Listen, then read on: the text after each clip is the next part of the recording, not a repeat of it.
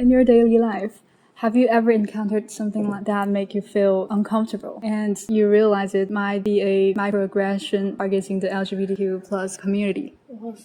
I think in our society, because our society is a really conservative society, so we definitely face some, like minor or like, really huge aggression from others in our society.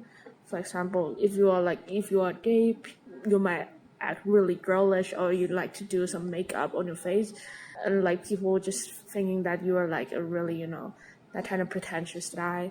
And if you are lesbian, people just accusing you as, like a cowboy. You're being really, I guess like acting like a little boy, and people would like calling you like 男人婆 or that kind of things, and like people would act really aggressive, and their words are extremely aggressive to you. And like sometimes when you're facing that kind of accusation, you will definitely feel less confident about your identity, and you are more willing to hide yourself from the others. Okay, thank you very much. Okay, so when you encountered these microaggressions, what was your first immediate feelings? Well, before in the past, I guess, like you would definitely like feeling really sad because people are just accusing you as just giving you like a really negative opinion of you. And like right now, I feel more angry because like people are not inclusive enough and like more open-minded to LGBTQ community. Definitely. Yeah, sure. So when facing like such situations, how do you usually respond?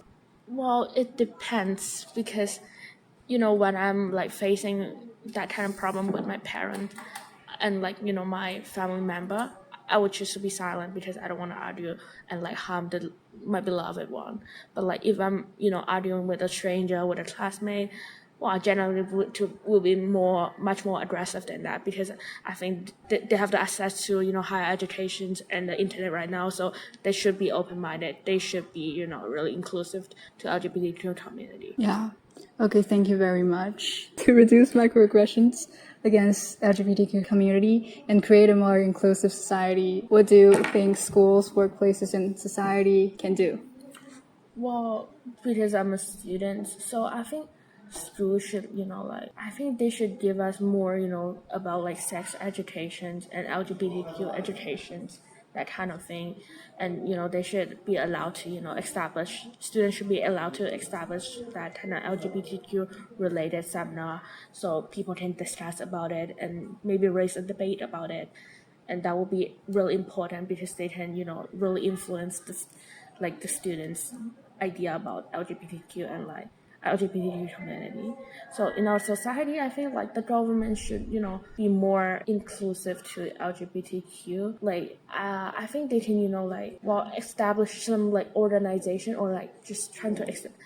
Firstly, they need to pass like homosexual marriage. That's the first thing. They should promote that, and like and they should like maybe they should allow like LGBTQ protests and trying to establish a more a healthy way of how people perceive LGBTQ community, because when some people nowadays would relate gay people with HPV or that kind. If the government can like organize this more more smoothly and like just trying to establish more like policy too, I think the government should definitely like promote some health related seminar about LGBTQ community, about how to how to prevent HPV and like how can people do that, and like just giving like some welfare for LGBTQ community, like free HPV tests, so it can significantly improve people's impressions about LGBTQ, especially like